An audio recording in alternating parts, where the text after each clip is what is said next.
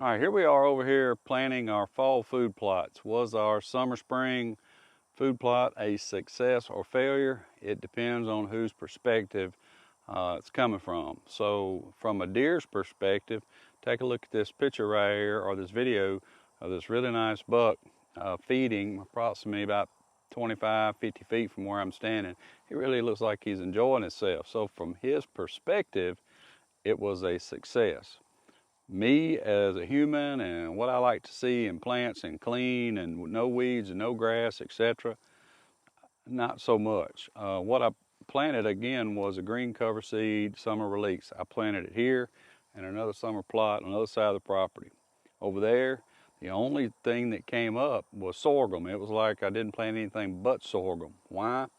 Couldn't possibly tell you. I planted the same stuff, same day, same way.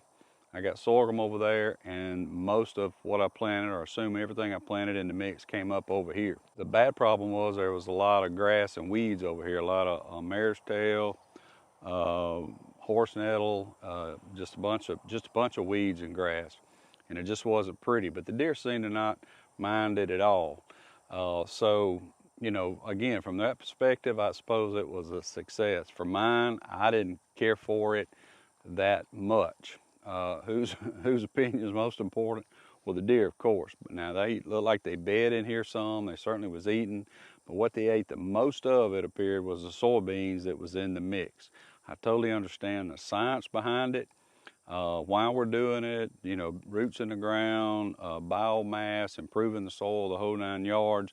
And I get it. And we're full 100% committed to no-till on a few of our plots.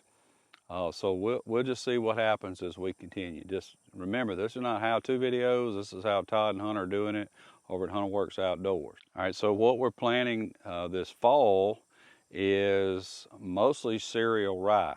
We have some Tecomate Max-Attract, and I had some oats over at the tractor shed that I threw in there with it because I wanted to make sure I had enough seed for this plot. So just kind of a smorgasbord of seed. My preparation this year kind of goes against the grain of how you do some of this no-till, but it's just the way I did it. Is since it looked so bad, so I had so many weeds and grass, I come in here and terminated it a couple of weeks ago. This is October 7th, late for getting plots out here, but there's been no rain and the heat's been relentless. It's not rained in 2 months. The reason I'm planting today is because this field is irrigated, thank goodness, and I can get in here and water it. I probably should have already done it since I can. On the other end, there's a clover field, and I have been watering it, and it looks great. So that's been something they've been eating on. All right, so what I did is, I came in here, as I mentioned, I terminated it, and then I came in with a bush hog and raised the bush hog up and cut it. I don't have any clumps out here, and like I said, I cut it kind of high, and all that organic matter is laying on the ground. Now, I've already made 2 or 3 passes with the drill. I wanted to make sure that it would work. I wasn't pushing up dry material. I mean, you can't get on a video and then in the middle of it look like you're a complete idiot. So I want to make sure I wasn't an idiot. And you can look at this piece of video I took just a minute ago. As you see, looking out in front there, you can tell where the drill's been, and if Hunter edits it in, and you can get close and you see I make a good soil contact. So I feel positive that this field for a fall food plant is going to be excellent. Of course, fall food plants are very easy to plant and grow. That's, you know, if you can't grow a fall food plot, you probably ought not be doing this. It's just too easy to grow. So we'll see how it goes. You know, I'm excited for the hunting season to get here, especially with that nice buck. Hopefully Hunter gets it, not me. And that's one of the couple of shooters we have on the property right now.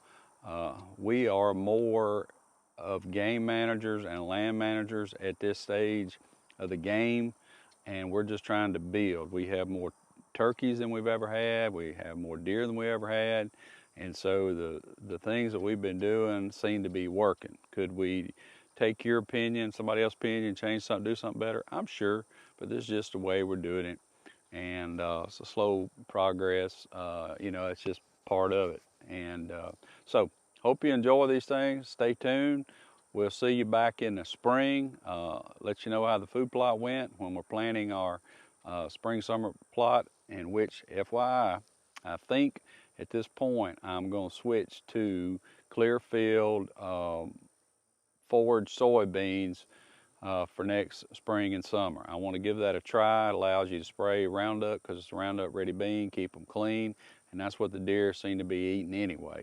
Of course, that's another part of this. When you own equipment, got the land, you can try things every year until you get it the way you want it and you feel like your deer in your area on your property are benefiting the most from it. There's no set way, there's no black and white. You know, there's people that want to tell you the way. No, we always like to say on Hunter Works Outdoors, this is a way to do it, and we're not up for much criticism because there ain't a the way to do it. All right, but I hope you enjoy, and we'll got some more videos soon. Other things we're doing, the bridge to nowhere is over to my left. You can't see it, so we'll be getting on that here, back on that pretty quick too. So please subscribe and like, and give us any comments, anything you got, put them down below. Thank you very much for watching.